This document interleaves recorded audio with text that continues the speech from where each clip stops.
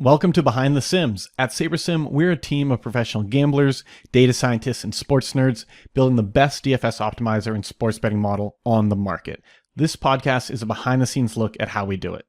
Every episode is an unedited recording of our team's actual conversations as we research, analyze, and iterate our way to answering the tough questions in DFS and sports betting. Whether we're answering questions like what's the best way to build your bankroll, analyzing different ways to diversify, or even building new models, we're going to share it all right here and we aren't holding anything back. If you're ready to go deep into what it really takes to win, then this is a podcast for you. Hey, I'm Andy, I'm the CEO of SaberSim, and for our first episode of Behind the Sims, we're kicking off a 5-part series. Jordan, our head coach, and Eric, one of our data scientists, joined me on a research project to figure out the best DFS contests to play to minimize variance and make the most from your bankroll. There's really just a ton of advice out there on what contests you should be entering. We've got the old school 80-20 rule that says put 80% of your entries into cash games and 20% into GPPs. Some people say you want to focus on single entries and 3-max contests, and others go so far as to say you want to play the contests where the highest proportion of the prize pool goes to the top 1%, those really big, really top-heavy contests. The problem is no one actually did the work to figure out who was right, so it's really hard to even know where to begin. We wanted to change that, and spoiler alert, those strategies are all wrong. This was actually a deceptively hard problem to solve. Part of the challenge was technical. We actually had to build out a full contest simulator in order to do this analysis, and we talk a lot about that in the first few episodes. But more than that, we just felt like every time we would answer one question, 2 more would come up, and so we just kept digging and digging and digging. That's really what makes us different. If we're going to be giving you advice, we need to be able to back it up with data, especially when the advice is as counterintuitive as it was here. And there is no other advice, no other strategies we could share that will have a higher ROI than this, because following the strategy takes almost no time and doesn't require any special skills, and it will have a meaningful impact on how much money you're able to make in DFS. So with that out of the way, let's jump into the first episode. All right, so to give a bit more context on what we're talking about here, for a while, we've been trying to figure out just what the best way to suggest, like really just the principles of contest selection, because this is something that is incredibly overlooked by the average player. And the biggest one being just like people don't even realize that players with more than $1 million in lifetime entries, not even wins, just like entries, cannot play contests below $3. They cannot play them below $5 if it has, like, I think less than a $25,000 prize pool. So just like out of the gate, those contests, playing those is going to dramatically improve your ROI, because you're not playing against Giant Squid and all these other guys at the top of the leaderboard. And that's something that's like overlooked. But Jordan and I have been working on this for a while, where just different best practices to give people of like, all right, what contests to play. And I put together a video at least a year ago, kind of going through like my intuitions on it. And I think it was directionally correct. But we've realized, like, okay, after having this stuff out for a year and Jordan talking about a lot in office hours, that it makes sense to try to just get a bit more quantitative and also give people a clearer framework of that they can use themselves. Because it's like on any given day, it's like, well, these contests, they change sizes. Some days they don't have the same ones. And it's just, there's always a lot of variables. And so giving people a way to just think about it, like, okay, like I'm choosing between 2 contests. Which one do I want to pick first or fill up first is going to be big. So we had Eric jump in to just do some of the analysis on this. And Eric, I guess, yeah, if you're not familiar with him, we've got a few videos with him on it, but Eric is one of our data scientists. He works with Will and Matt on improving the models. And so I guess just starters, Eric, can you just kind of summarize like what data you were looking at and how you approach this? Yeah, so in terms of what data I was looking at, I focused on MLB, just given that we're in the MLB season. And we have just an amazing depth of contest data stored. And so legitimately, I think it was all of last year and then obviously the start of this year, we have every sort of major GPP On the DraftKings, results right? on DraftKings. Yeah, FanDuel still doesn't like They're kind of a to pain in give the the ass for that. CSVs. Yeah. But yeah, so on DraftKings, and so those are just like, we have basically all the entrants, all the payouts, like everything like that. And so within those, you can start to kind of pick through and pick out some metrics to compare the contests together. Yeah, and like this is so getting a little meta, like talking directly to anyone listening. This is our first time doing this sort of format where really what we're trying to do is give you as raw a look at like what we're doing behind the scenes day to day as we improve the product, improve our content and everything else. And so Eric already had, just to kind of present to Jordan and I, put together his thoughts, and we were going to do a stream at some point with those findings. And so he's got some slides that we have up here if you're watching on YouTube. But honestly, like we're just kind of going to jump around. We're not going to actually do the presentation because he wouldn't have presented it to us. So like this is literally us talking for the first time to figure out what are we going to do with this? Like, do we have something concrete enough to then run with it? If so, like, how do we do that? Is it just creating content? What are we doing? Or is there more work that needs to be done? And if so, what? And so it's like, these are the conversations that we're having every day about different projects with different people on the team. And we're going to be trying to record those and keep them, again, just like as natural as possible. And so I already kind of felt like I was getting a bit in like the interview mode. And so we'll do our best to get away from that. But I guess, yeah, it's like the big thing that it seems like you were trying to say, okay, like what are the major variables? And that you kind of came down to entry fee, number of entrants, and entry limit, right? Yeah, so with this, I guess the goal was sort of what makes contest A different from contest B. And so these are kind of the three things that I felt like differentiated, your big 200K, 50K to first from your, $5 entry single entry, just like, kind of average contest. And yeah, so this was kind of like the start of this makes this contest different from this one. Okay. And then like jumping right into it, you were looking at the caching score, which is because this is actually something we talked about a good amount, is like, what do we actually measure here? And we could go like super deep and sim out the contest using all the data we have, but like, and try to create theoretical ROIs. But it's just like, that's a lot of work. And it's not that we don't want to do it, but one, I feel like it'd be hard to get something actionable from it. In the way for like the average person, like they can't recreate those things on their own. Maybe we can find some interesting findings, but like, I feel like the 80-20 is just keeping it simple to find like, okay, what are the rules of thumb that people can follow to get good results? And so it's like, you look at the caching score, which is basically just like, what is a minimum score? What is the score needed to get a minimum cash in a contest? And then the top 1% score. And that's something that it's a little bit arbitrary, but I do feel like in the DFS world, the last couple of years, like more and more people are using that as a metric to look at how well they're doing. Is you just want to be in the top 1% more than 1% of the time.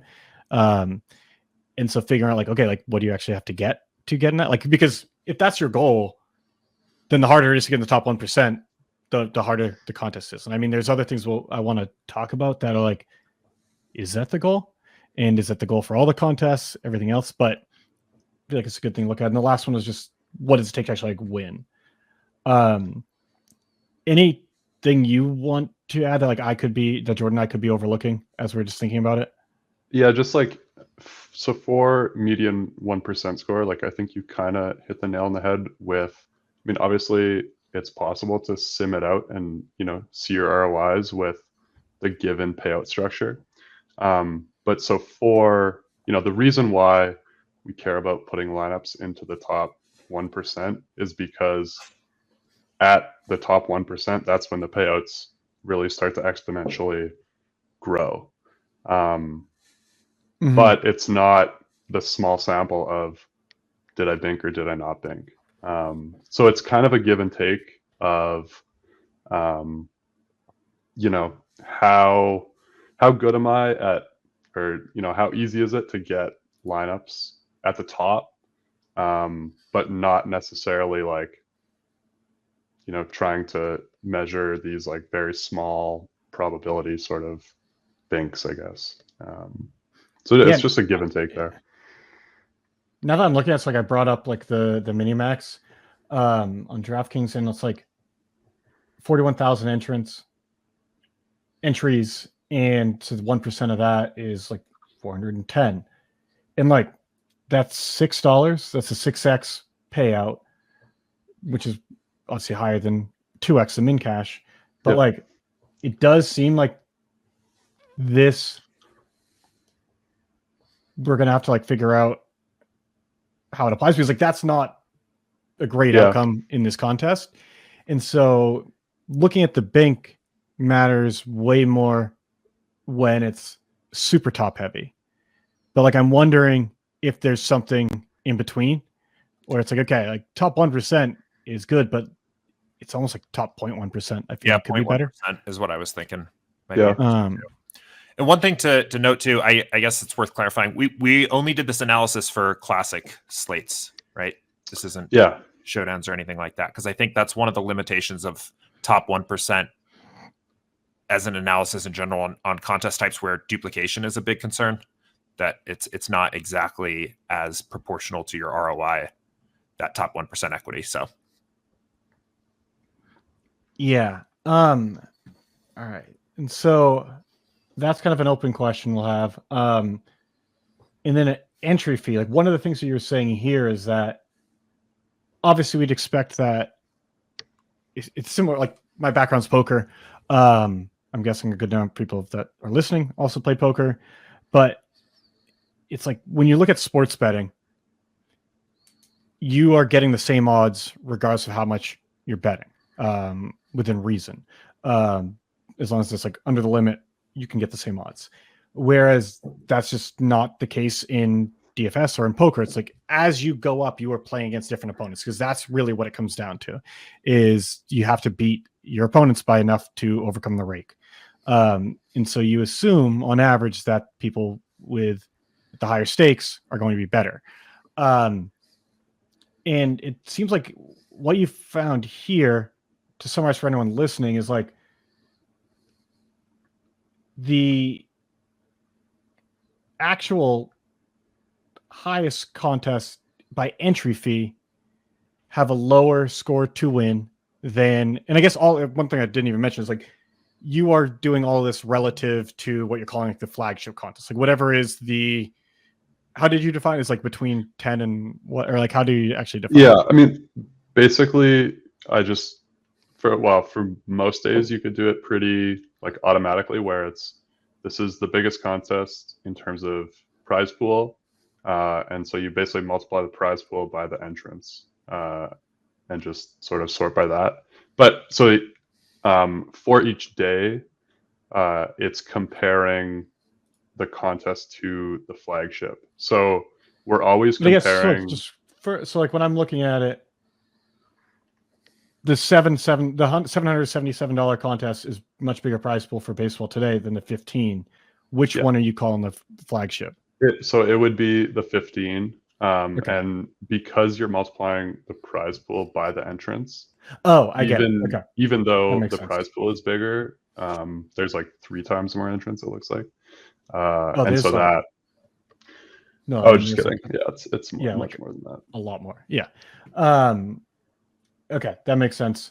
And yes, like the higher the dollar, generally speaking, you need to score lower to win than in that flagship. But the hard part, I guess, is that doesn't account for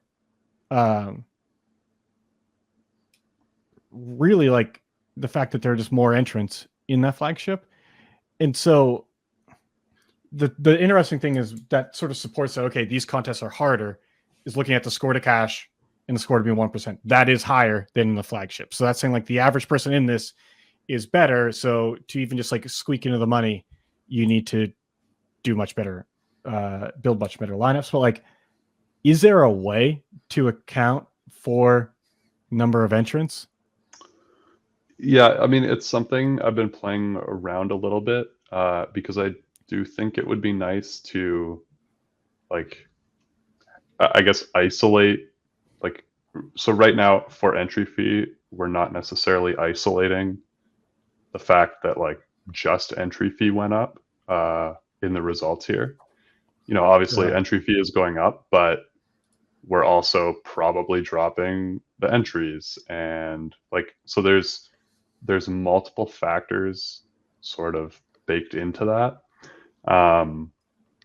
And so like, you know, I've played around a little bit with sort of like comparative contests in terms of, you know, if you can find one that's $5 to enter that only has 500 entries, but that, like, you just make your it's like sample the highest stakes small. one. Like if I'm looking at it right now, like literally it's 777 to buy in, 500 entries, but it's a 15. You can put in 15 entries a person, and like the highest stakes ones are going to have that because like these just aren't filling by a bunch of randos punting off that much money. It's because they know that like the sharks are going to max it out, and like that's what it takes to fill these up. And so we have like this $121 contest isn't low stakes at all, but that's then single entry, even though it has 642 people. And so, yeah, it seems like normalizing all of the variables would be very difficult. But like in a perfect world, there would be the same entry limit and same number of entrants at multiple price points that we could just compare to, because then you'd say like you're not looking at a flagship, you're just looking at like what is most comparable to this. What do you think is the I guess what's going on in my head is that I think we're going to be able to get like loose rules of thumb and just have some directional ideas here, but without more control over the variables, I think it's just going to muddy the water a lot. And so like, do you have ideas for other ways where we could try to, rather than using a flagship, just have it being like more of a rolling, we find the closest contest to it and then look at that, or just like some analysis to say, okay, like if we were to isolate these variables I know I'm rambling, and this is why you know that this is like a live conversation, because like this is how I normally just talk, because I talk as I'm thinking about it. And so I agree that those variables are the ones that matter. Like those are the obvious ones. Mm-hmm. And it's just trying to figure out how can we isolate their impact, because I think that's where a lot of people have questions. And Jordan, correct me if I'm wrong, but like, all right, well, like, I know you talk a lot, like our stock advice was look for the highest number of effective entrants, which is dividing total entries by the entry limit. In that, my thinking was that just shows you here are how many people have to max out this contest to fill it up. And the lower that number is, the more likely it's going to be filled up by sharper players. But to go beyond that, it's like people would often just be like, well, this one, like these are similar number of entrants, but they have very different entry limits. And so, and not to mention payout structures and everything else. And so I don't know. Do you have ideas for ways to better control for that? Or like, do you think it doesn't matter that much? I guess where are you at on it? Yeah, I mean, I think there's definitely ways to sort of better isolate it. I guess just kind of like going back a little bit, the reason to use like a flagship contest as the base is essentially to like normalize the score. And so like you'd still sort of have to use something like that, because you don't want to be comparing a slate on one day, like a contest in a slate on one day, to a contest in a slate on another day, if we're just comparing like raw fantasy points, basically. The flagship's like your control. Yeah, exactly. Yeah. Sure. I guess it's just a question of if it's a good control. Like, yeah. I completely agree. It's like, yes, you need some, you don't want to be, you need to compare it within a day.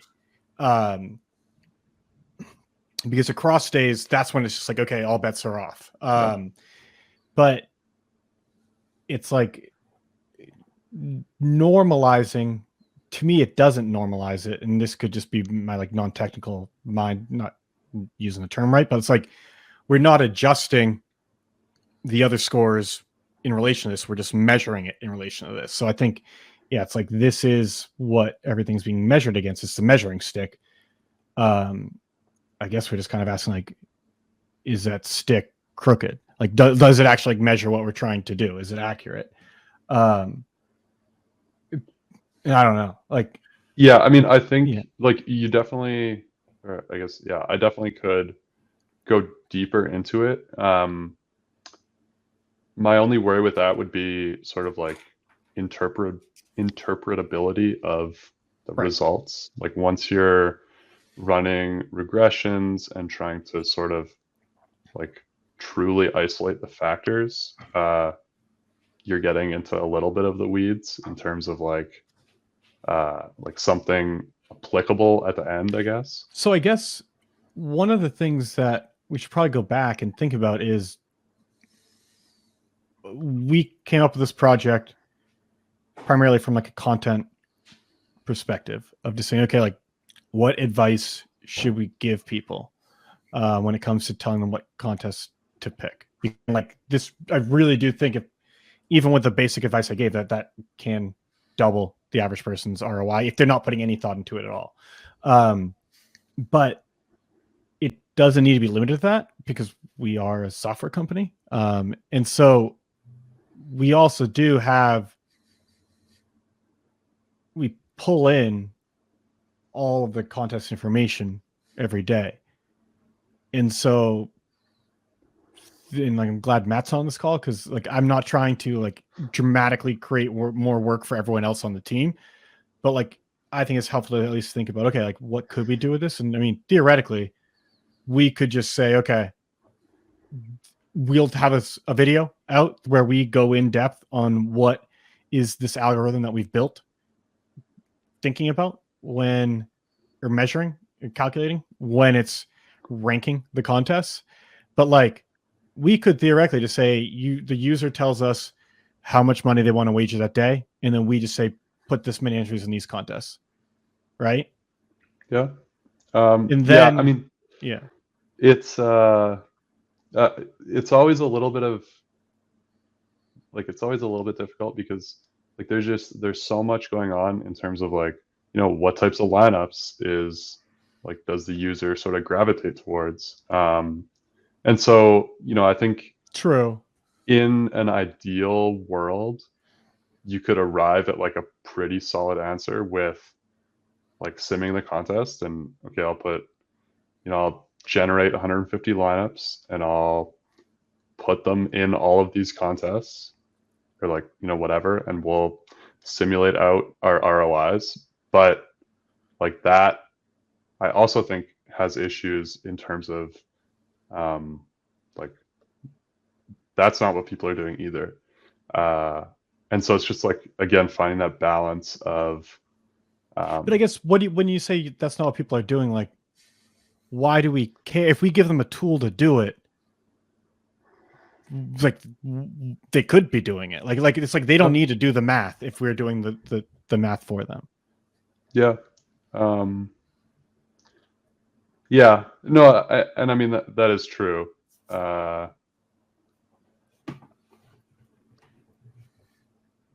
I think let's kind of just like bookmark that to think about, because I'd also need to talk to Matt, like in my head, this is not from a development point of view. I do not think it'd be complicated on the front end to like build it into our app. It's more like it's all like back end work of just like actually like creating the algorithm that can score these contests and like figure out how to distribute the entries. But if it's something that is not crazy in scope, it seems like that could be a direction we look at. And then we shoot for that perfect solution. Whereas no, it's like we can't explain all these variables because there's so many variables and they're so related. So it has to just be an algorithm. And we're obviously not going to just like open source that, but we'll give you the tools to do it. And then we'll have content that explains what's happening. And I get that, yeah, it's like a bit of a black box, but there's a reason black boxes exist. Is one, like to protect proprietary things, and two, like it's just like it's just like you don't always need to know what's in the box. Like, and so I don't know. I think we can work towards that. And then if we get there, then go backwards and say, okay, like what are the rules of thumb that we can derive from this to give people just like follow on their own. But I would at least keep that in the back of our mind of it doesn't need to be a formula. We want to have rules that are explainable, but that shouldn't stop us from trying to solve this as accurately as we can. Is probably a good way to summarize it. Right. I think one thing that'd be interesting here too is instead of trying to group these contests by shared characteristics of entry limit or overall size, and I don't know if we'd run into a sample size issue here, but is instead to just do the analysis on an individual contest basis and just see how does the $1 minimax compare in our data set to the flagship, rather than grouping it with other contests of a similar size. And because I think that's where we run into trouble, is these contests share some things with other contests and others they don't. And I wonder if just saying every contest is somewhat of a unicorn. I see what you're saying. And so like these, Eric's like you're bucketing the contests and then analyzing that bucket against the flagship. Yes, that's right. Yeah. For the medium dollar one, where it's $4 to the flagship, do you exclude the flagship from that? Yeah. Yeah. Okay. Yeah. No, so I actually, that's a really good point, Jordan. And I think that's the more important takeaway is like whether we try to like solve this perfectly or not. I think the practical matter is that when we're playing, we are choosing between individual contests. We can't just put our entries into a bucket. And I get why you did it completely, because it's like, it's very hard to like have a real analysis against that. So that's almost where it's like, I think in order to look at it on an individual basis, you need to have some algorithm that has isolated the variables so that you can then feed in the variables for the specific contest, right? Right. Yeah. Yeah. Okay. Yeah, and so I did a little bit of kind of what Jordan was saying, in terms of like isolating, the contest sort of by name. So like the four seamer is always the four seamer. And same with the minimax is always the minimax. But like I don't know, some of the samples were like a little bit low. Mm-hmm. And so, yeah, there's some challenges there. But Okay. I did find some stuff.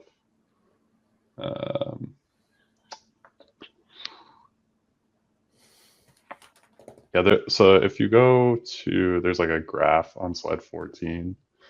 So this is like exclusively the four seamer. And I guess just backing up a little bit, it's like so we looked at entry fee, entry limit, entry fee, number of entrants, and entry limit. So for like number of entrants, this less than 1,000 entrants bucket, is that also then is that like a sub? Is that just every contest with less than 1,000 entrants, regardless of those other variables? Yeah.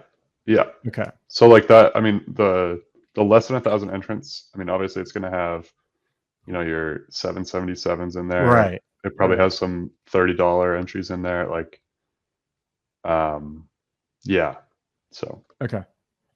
No. So I think we'll jump back to the graph, but like I think I'm feeling pretty strongly that, and this is not, because this is the hard part, is I think people don't always appreciate it outside of the company, but it's like changing the scope of this project means that other work's not going to get done.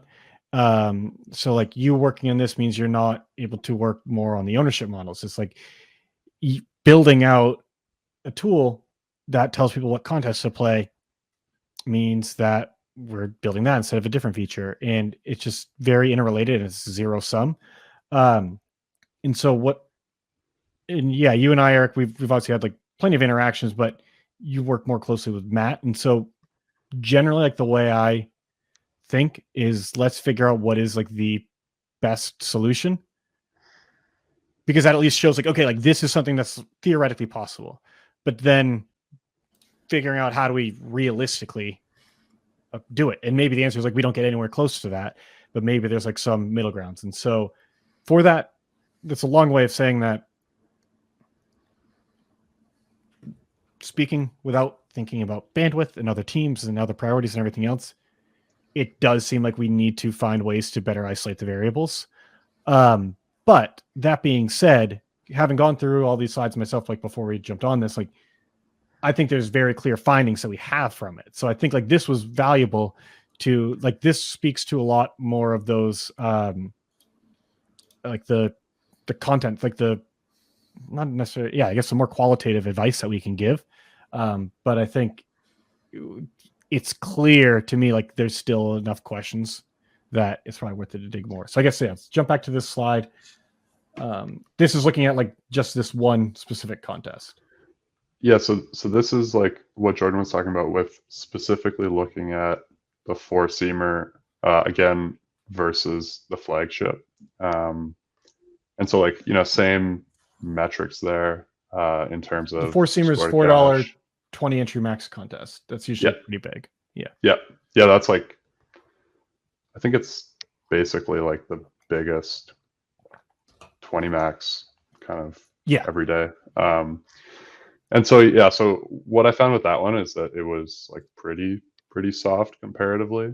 Score to cash, obviously negative 3.4. And so like, that's definitely an avenue that you could look down in terms of like, picking out specific contests.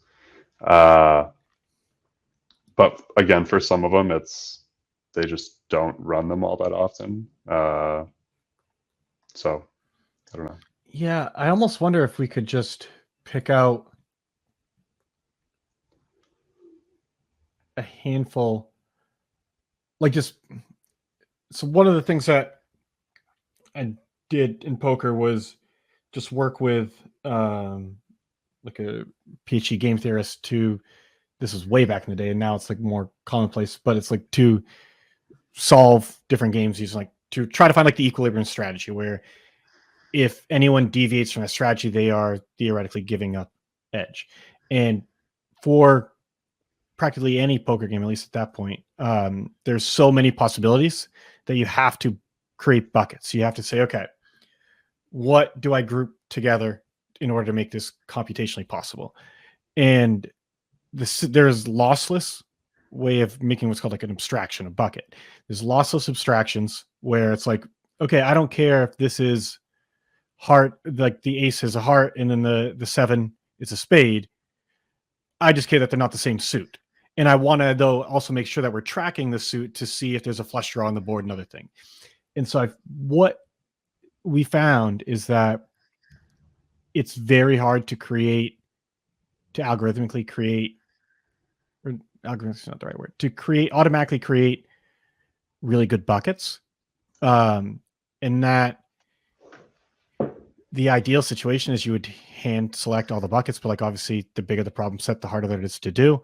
And so it's like you more do have to build an algorithm saying like, okay, like where do we draw the line here or there? And I guess what I'm getting at here is that it seems like we like actually could just manually create some buckets. Where and this is off the top of my head, but like the mini max versus what you're calling the flagship, because they're both going to be 150 max contests. Yep. And so, and one does, obviously the mini max has twice as many entries.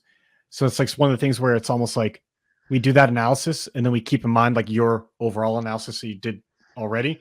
And say, okay, so like this, like it wouldn't be too surprising to me if we see a higher Bink score for the mini max because there's twice as many entrants. But like, what else can we see? And then like, the single entries. Yeah, I guess what I'm getting at is it feels like we could isolate two of the variables pretty easily. It's like we could say, okay, let's take all the single entries and then split that out based on stakes, but we would not be controlling for size.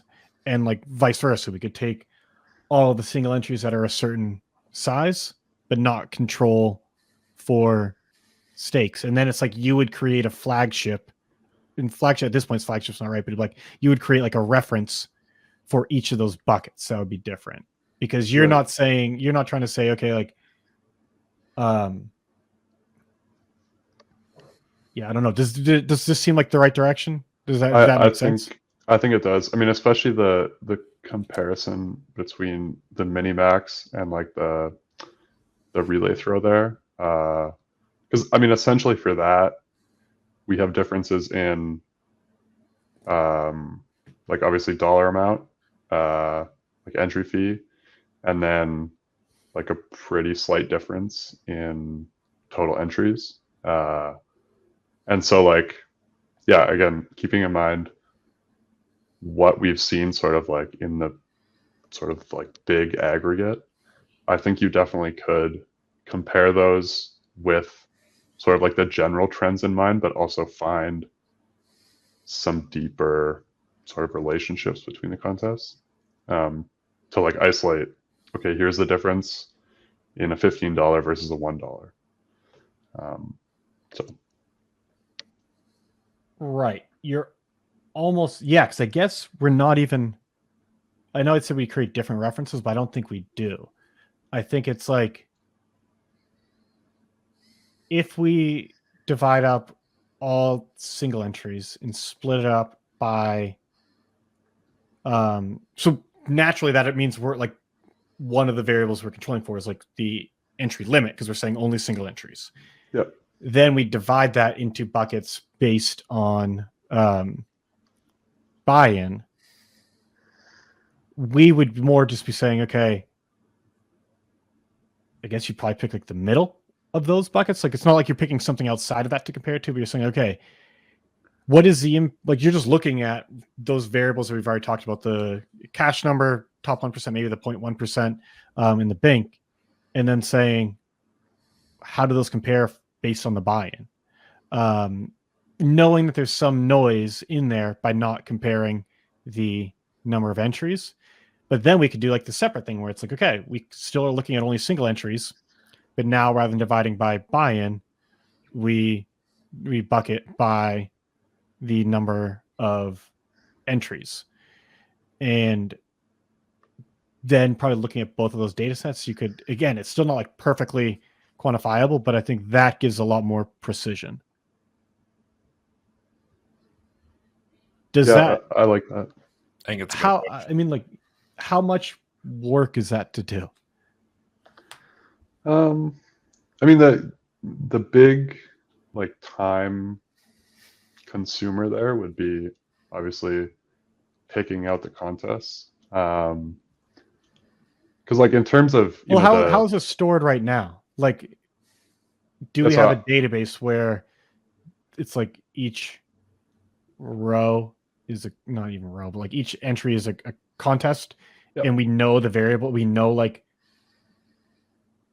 yeah. So I guess in my head, it wouldn't be that, like, this is where as someone who's like not a programmer, I often have to just like ask really basic questions to figure out, okay, how hard is this? Because in my head, if we have a database that you put a ton of work into cleaning up, yep. and we know what is the entry limit, we know the entry fee, and we know the number of entries, then we don't even necessarily really need to we're not manually making the buckets at that point.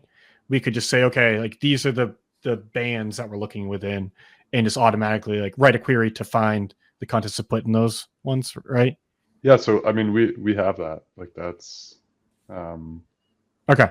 That part is done. It's basically like, yeah. To me, it would be ensuring that, like, the buckets that we're creating are, I guess, descriptive of what we're actually trying to sort of isolate.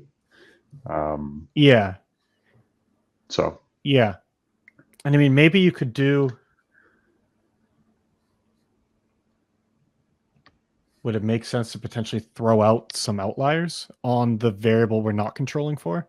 Of saying, okay, we're only looking at single entries, and then we're going to bucket by entry fee.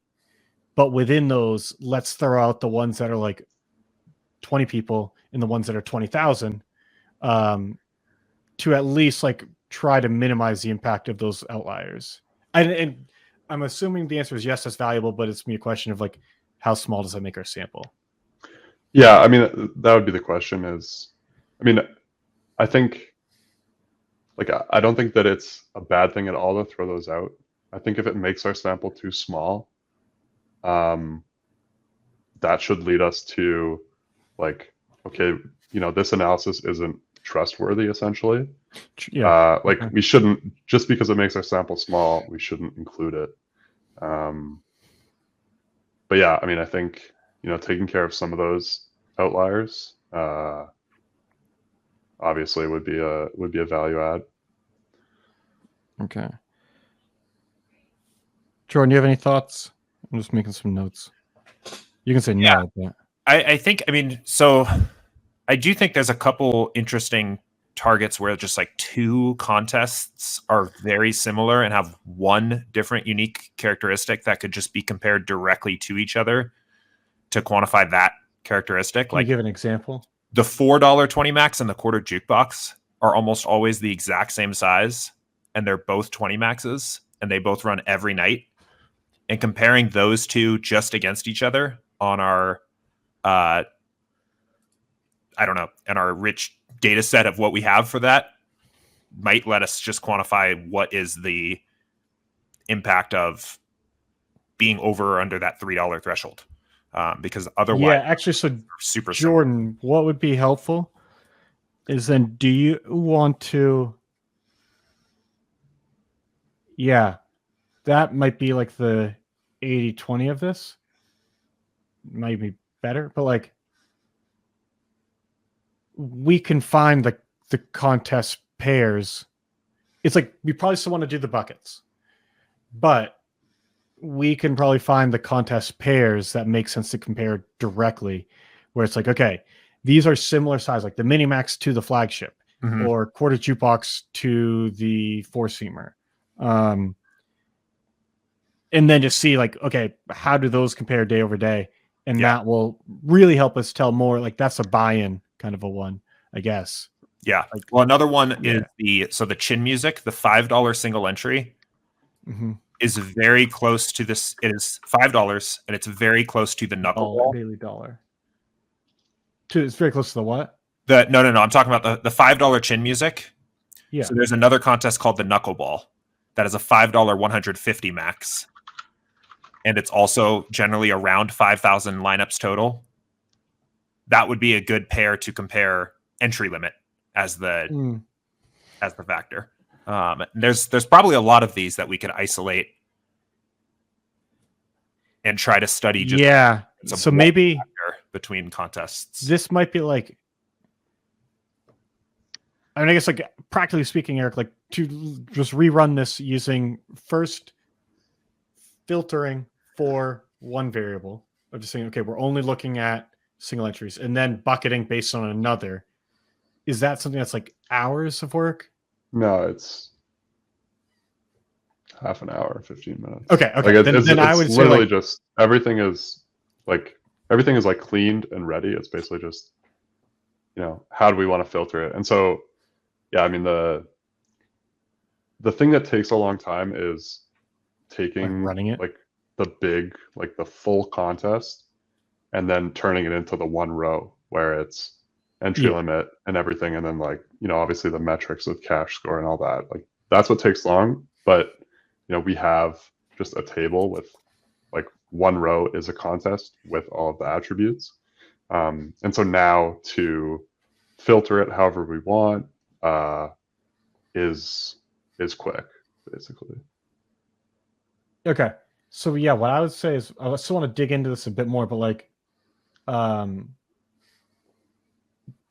Eric, if you I'd rerun this analysis, like using what we just talked about, and then Jordan, I would say like identify the contest couples and what is it, like thruples? I don't know. Like find the groups of contest sets. Like I want to compare these ones where they're very like based on one or I guess actually based on two variables. Like these contests are the same. It's like, okay, right.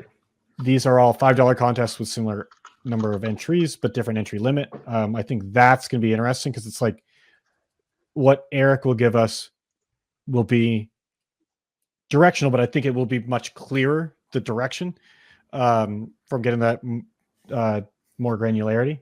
But then like this will say, okay, here is like a very specific thing to look at to isolate that other variable. Because like, yeah, I think my hunch, or actually the knuckleball, that should still be a contest pair, but like it's not the perfect one. I think in NBA, there's like I guess the contests are weird right now.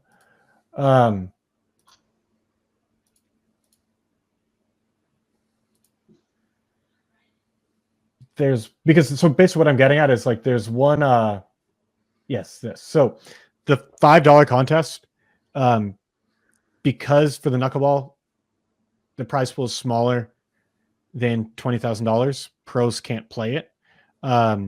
So I think that's still like not going to be a good contest compared, especially obviously to the single entry, but I think people dramatically underestimate how hard like this NBA like excellent eights, where it's $8, but it's 4,400 entries, but so that's gonna be like 132 entry limits. Like that one, I'm guessing is also gonna be like one of the hardest contests on the site because you've got pros in it maxing it out. But yeah, I think like this, I'm feeling a lot better about like this kind of analysis where we're combining the direct comparisons with a little bit more granular work, a granular, broader analysis. Okay. And then I think what we can see, because I didn't disagree with your conclusions that you put here. I just don't think they were like that strong of a conclusion. And I think it speaks to the fact that like, yeah, there's just a lot of variables going on. And so I think this will let us get better qualitative suggestions. We'll decide if it makes sense to do something more quantitative. But I still think the one part, Jordan, so office hours start in like 3 minutes. I pushed that back. So okay, cool. Yeah. So the part you mentioned in your slides there, but we haven't talked about yet, that matters, is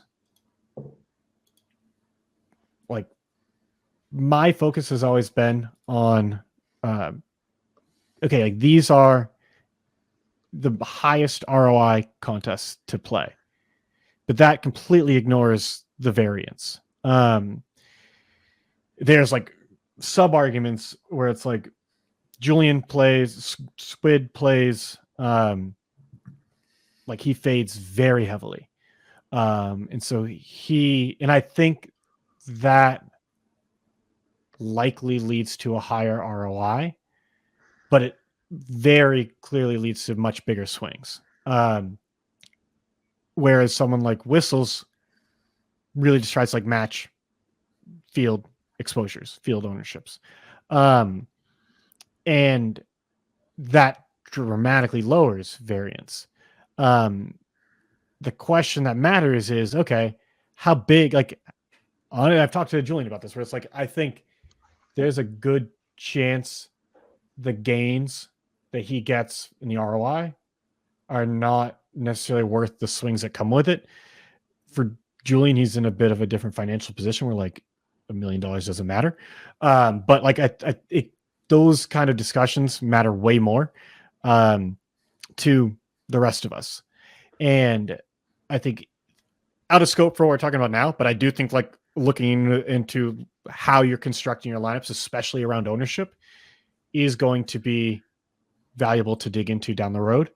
But for this, I think it's saying, okay, like, yeah, maybe the bigger field contests have higher ROI, but what, like how much higher and how much more variance are you getting from that? Because like, if bankroll's not a concern for you, not that like you have infinite money, but like you're not on any given day, you're not like bankroll management's not an issue. Those are different concerns, but again, it's like, especially in those earlier days when you're building things up, I doubt my advice is the most my advice was definitely not the most consistent way to build a bankroll. I think it probably does have like it's the easiest rule of thumb for like the theoretical highest ROI. But yeah, I guess what I'm getting at is, how could we quantify that without doing would we need to do contest sims pretty much? Yeah, like I think you'd have to have something like that. I mean, to me, I mean, I totally get what you're saying with, the types of lineups that you're playing. I think the bigger driver is how big is the contest. Yeah. And like, with differing like payout structures and stuff, you basically, at this point in DFS, you have to bank to be profitable. Like, if you go a full season and you haven't banked, like I mean, obviously depending volume and everything, but it's going to be really difficult. Like the binks are what make you profitable, kind of thing. And so, if all of a sudden you're at a 1 out of 30,000 chance versus a 1 out of 10,000, like that's a 3x bigger downswing. So yeah, I definitely think that.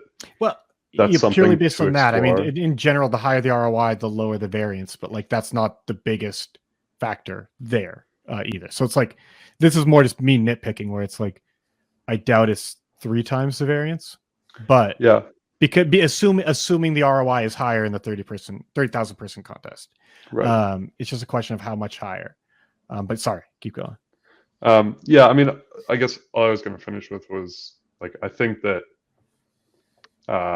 simming that wouldn't be all that difficult, because I think what you could do is just assume an ROI in a contest. And then obviously, you run the contest so that you arrive at like the 10% ROI. And then basically you can check and like, kind of like see the graph of where they finish. Can you explain a bit more what you mean by the first part? Like, what do you mean assume the ROI?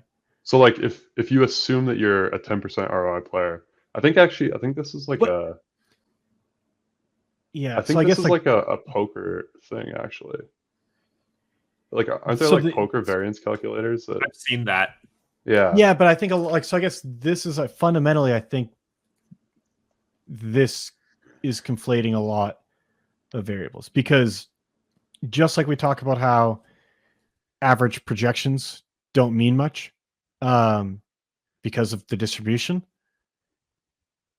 it's almost like assuming you're a 10% ROI player, it misses the point of all the analysis that we're doing, because we're saying that you could be a 10% ROI player on average, but there's going to be very few contests where that's actually your ROI.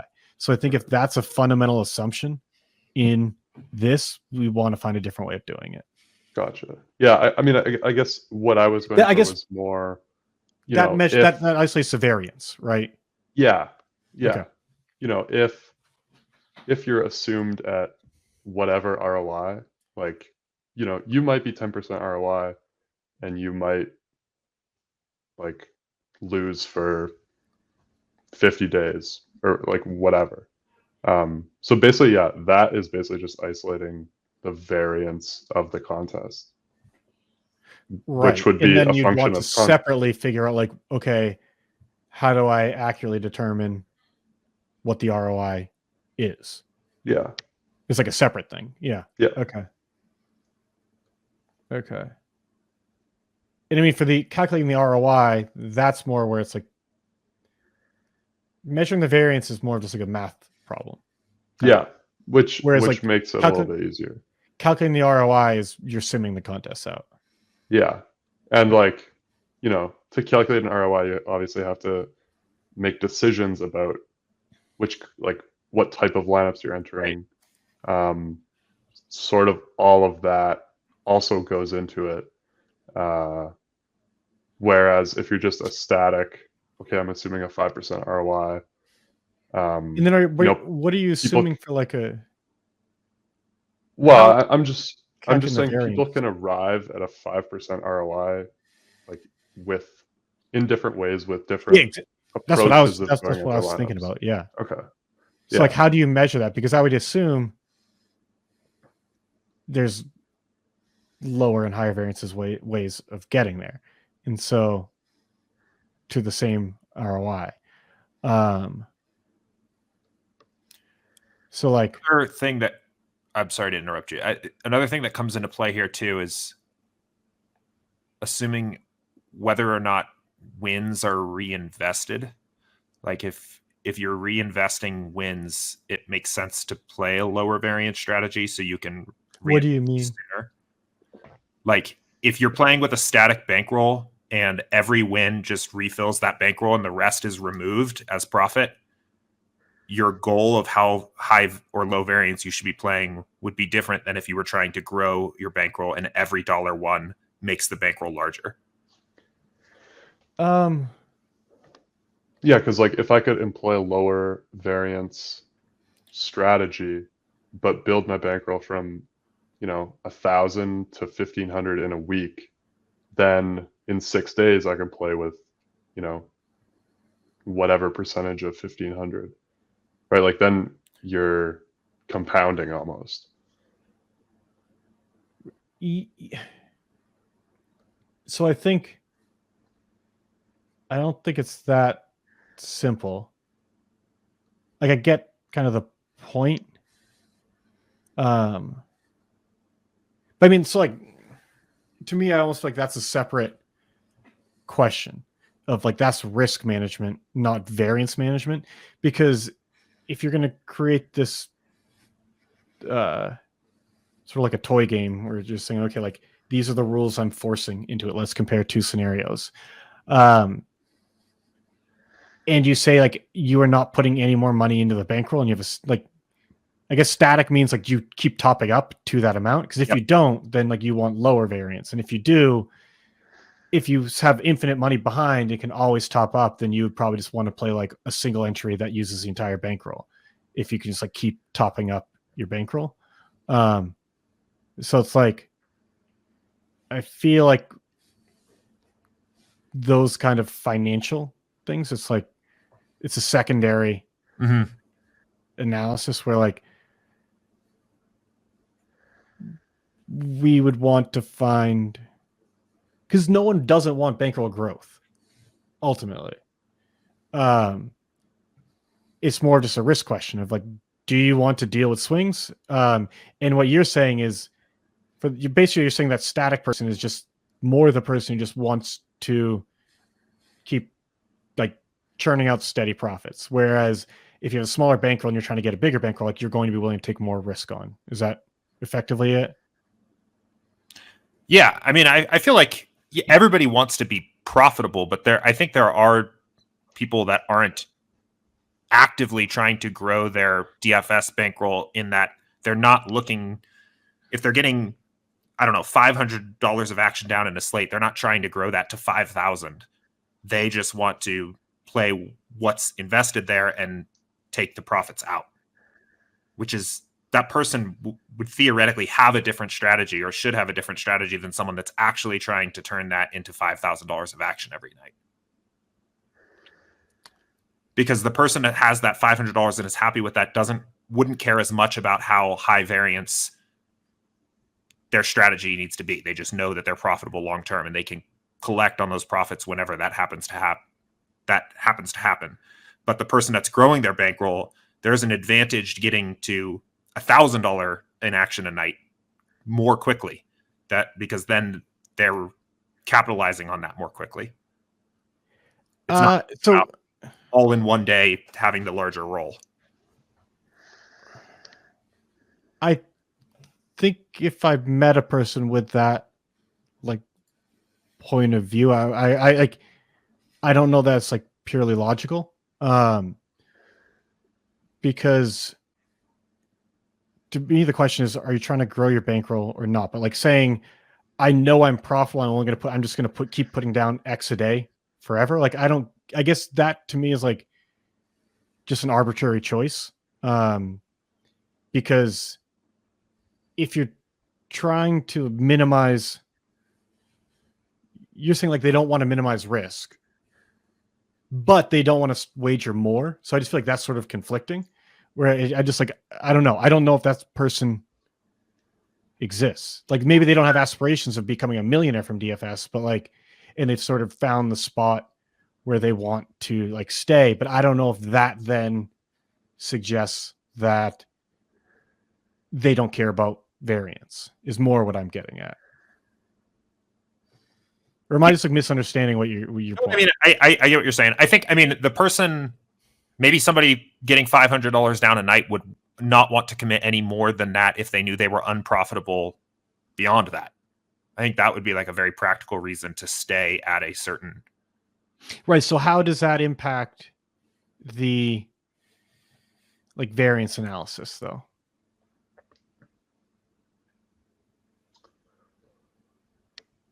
I don't know. I feel like this maybe is a little bit of kind of a sidebar to like what we were originally talking about here. And I guess that's ultimately what I mean is like, if that's where someone's at, fine. But I don't think it changes the analysis Eric's talking about doing. It's more just saying, okay, like, yeah, if you like figure out where you're profitable and where you're not, but that's what everyone should do. And then it's more figure out like the risk. And I just think those things are independent. And right now, I guess we are looking at ROI and variance, which are pretty much those two things. I think. I guess. Eric, are you? Yeah, go for it. The thing I was just going to say is like, so I think it does affect the variance analysis if we're just going to assume that everybody we're doing this for like is trying to grow their bankroll, and if we're not assuming, so I guess that's where like just fundamentally I don't think that assumption is baked into the analysis. Okay, we are looking at like what is the ROI of these contests, and separately we're looking at what is the variance of the contest. We're not saying, there's no intention behind these simulations. It's just pure variance analysis on one side, and then separately it's pure ROI analysis. And that one, like, I think they both are impacted by how you're building lineups, which is impacted by style and other things, but like we're not assuming that people are just infinitely compounding what like their winnings. We're just saying, okay, in these contests, what are the swings going to look like?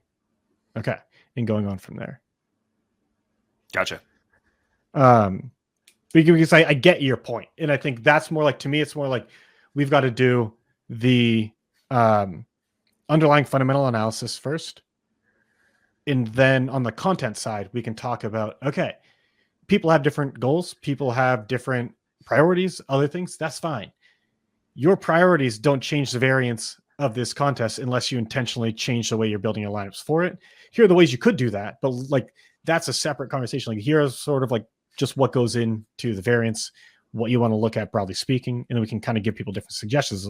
Look, are you trying to grind up? And it's not even build up a bankroll is probably the worst, is not the best way of saying it. It's like, do you want to take on more risk for higher returns? How much more risk do you want to take? And that's a question that I think most people, myself included, like probably are not answering correctly based on the math. And so I think it's saying, okay, here's the math. You might think that playing these contests only increases your risk a little bit. But what we found is it's actually like you basically need to be wagering this much if you want your risk of ruin to be below X%, you actually need 2 or 3 times the size of a bankroll. So like this contest is way more risky than you think it is. So I think like the goal is the analysis is to fuel the content so we can help people make those better, like more informed decisions rather than starting with, because I feel like, and I get where you're coming from, but I think in a lot of it is because literally people are asking you these questions. But I think most people start with the conclusion. They say, well, I'm just trying to do this. And then try to fit things around that without sort of looking at first principles and then saying like, well, does that actually even make sense? And going from there. But yeah, so we definitely went on a bit of a tangent, but like, do we feel like we're on similar pages with the goals? Yep. All right. We're at least reading from the same book. Yeah, no, absolutely. And I also think it would be cool, to take some of that and also influence that into some of our bankroll management recommendations too, rather than just saying, if you're 100% contest, you should be down at 1% of your roll. If you're playing this one, whatever, based on your goals. 100%. Like, and that's kind of that's more what I'm thinking about. And this is honestly where like, I think Jordan knows how my brain works. Eric is getting used to it, but people listening probably have no idea. And it's like, I often do a very bad job of explaining like what I'm thinking, like what I'm ultimately thinking about in my head. And I'll just kind of talk as I'm thinking about like the immediate thing. And it's like, no, like in my head, the vision is this will fuel a lot of content where it's going to be bankroll management is the most obvious part of it. Because different strategies will require different contests will require different bankrolls, different strategies of playing will require different bankrolls. And all of those things relate and are tied into each other. And so we want to give people a way of thinking about it. What we also need to do, and more me, is just make sure that I don't bring us down too far down the rabbit hole where the deeper the analysis, usually the more chance there is for noise to sneak into it and just to have less faith in the outcome. So I feel like what we've talked about so far is a pretty good compromise on all of that, where we're going to get more granularity without really risking major sample size issues and too many confounding variables and everything else. But we just want to not have this be a never-ending project that doesn't give us anything concrete. The last thing I wanted to ask about before we wrap is rake. Because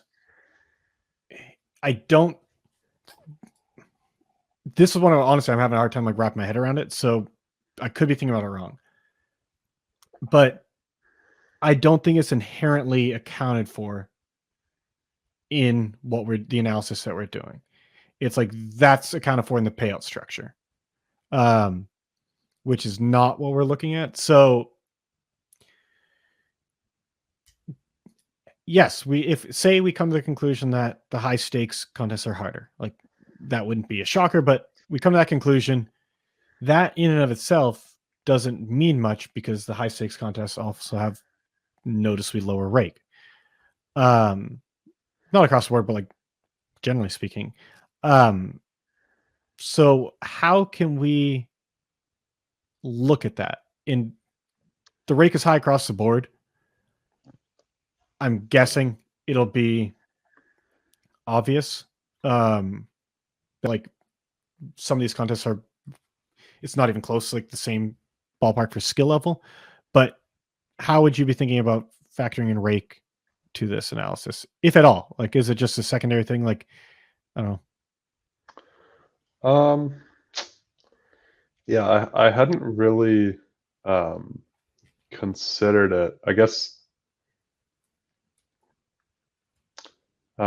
yeah, like it's tough because I mean, obviously there is a difference in rake. The only real like first thing that hops into my mind is just to like sim the the payouts because that's like I mean obviously if it's 15% raked or 10% raked, like it's coming out of the payouts. right. But yeah, it's a little bit tricky, I think, to like incorporate.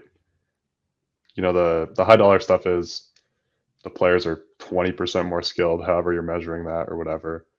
But there's 5% less rake, and so like, how do we balance those? That would be something that I would need to think about a little bit more. Okay.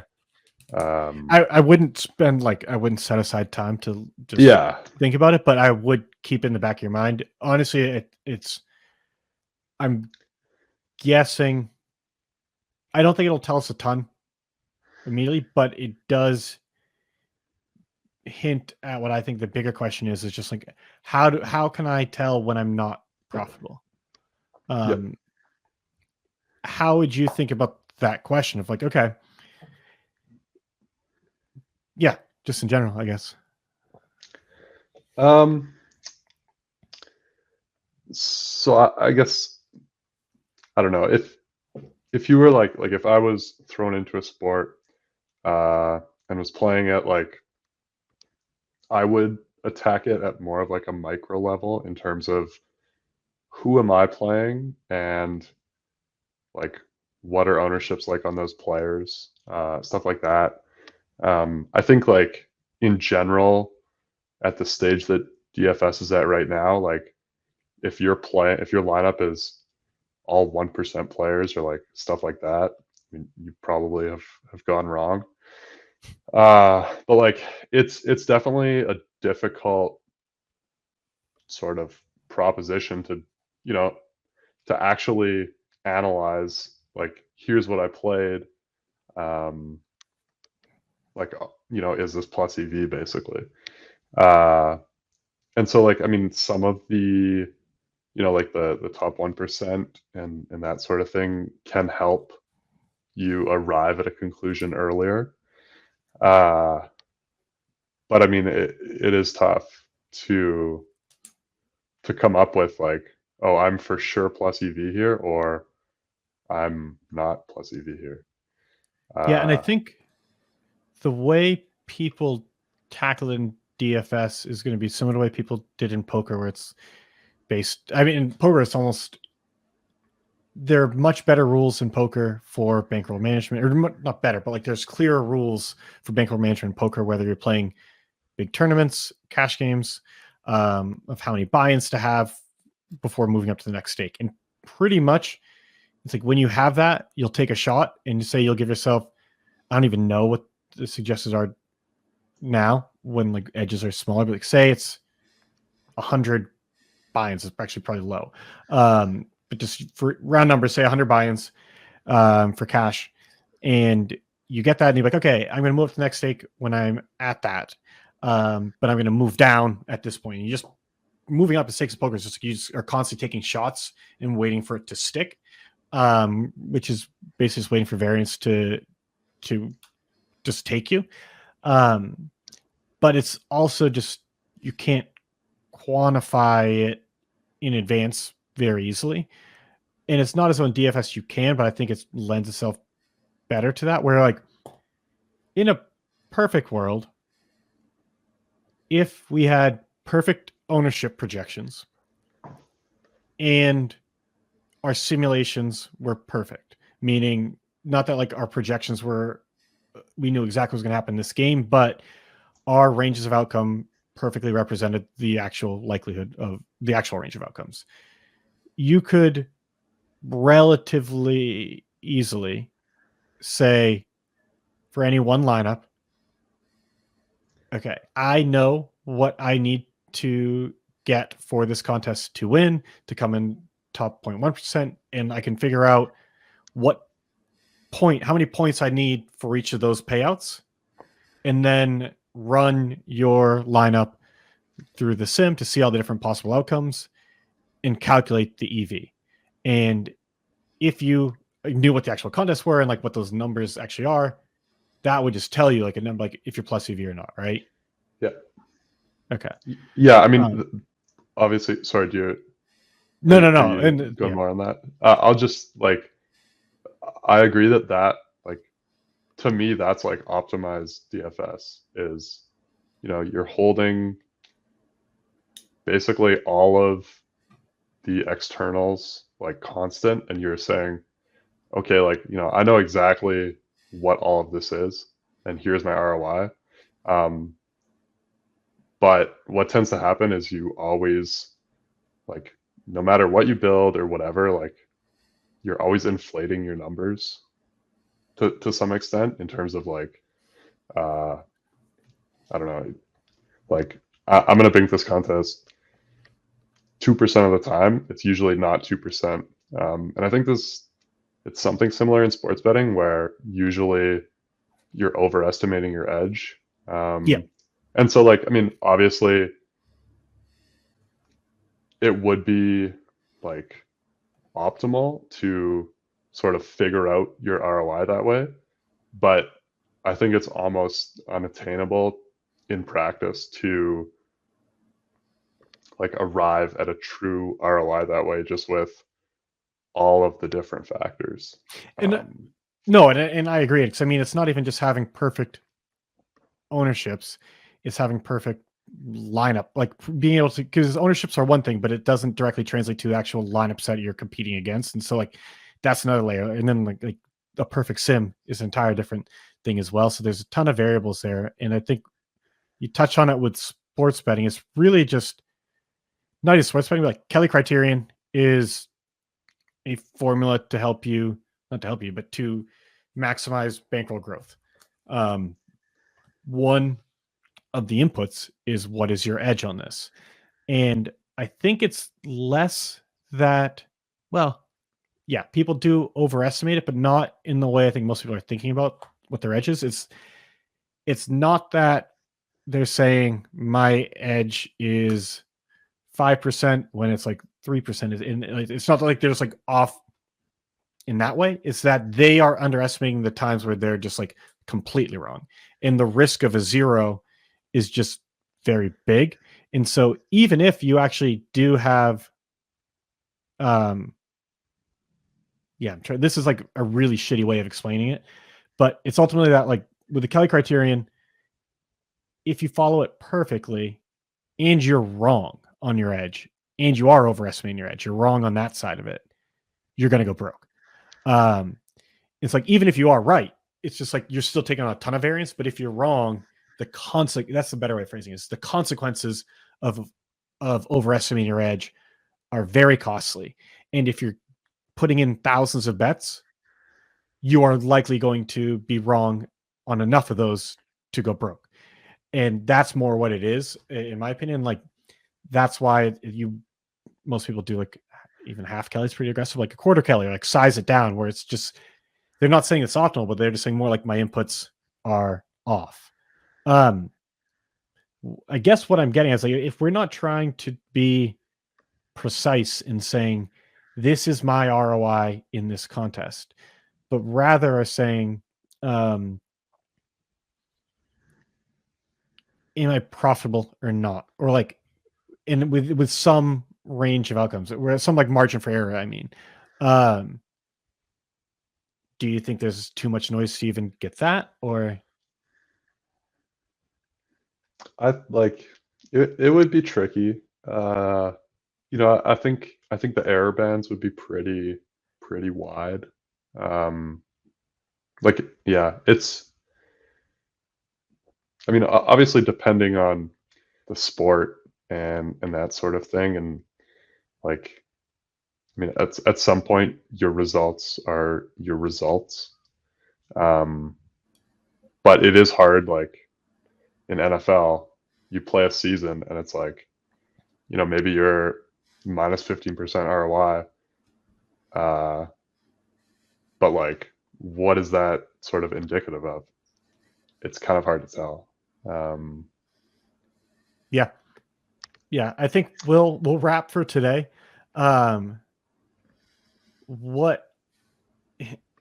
This is for a first. By the time this is out, we'll obviously have a title for the podcast. I have no idea what's going to be called right now, but for the first episode of this unnamed podcast, I do think this was a good look behind the scenes of how we work.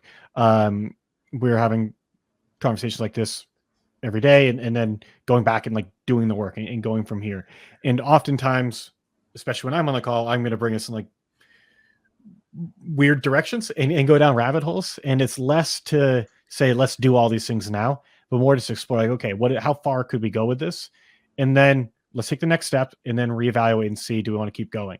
But I've just always found it helpful to at least get that idea of where could we go. And I think right now we've got good ideas of next steps. So I think to summarize, Jordan, you're going to work on finding those contest pairs. Eric's going to rerun this analysis based on the idea of filtering on one variable, bucketing on another, tossing out outliers. And I guess the other thing is just adding in the 0.1% analysis. We'll look at the data after that. Probably not going to go on this for more than another week or two, probably not more than another week. So I think we're going to run up against a wall where like there's only so much we're going to be able to do, and that's fine. But the more we've talked about this, especially the last part of this discussion, it does seem like it's something we should tackle at another time. The question of deeper questions of micromanagement, variance. I don't know that we're going to have enough time to tie all that in right now, but the variance, and also just figuring out, when I talk about variance, it's saying what number, is there some leading indicator I can look at to see if I'm on the right track? And yeah, we've talked about the 1%, and I do question, I don't think that's going to be the best way of looking at it, but it's finding something just help, because with how big the swings are, it's super hard to know if you're profitable or not. And like, we want to, in the short term, give people better suggestions for improving their chances of being profitable and improving their ROI. But I think there's more we can do there. So I'm excited to keep digging into this. Before we fully sign off, is there anything else you guys want to go over? I think that's it for me. That was fun. Yeah, no, it was good. All right, cool. All right, I'll catch you guys later. See ya. I forgot I have to hit the send broadcast thing.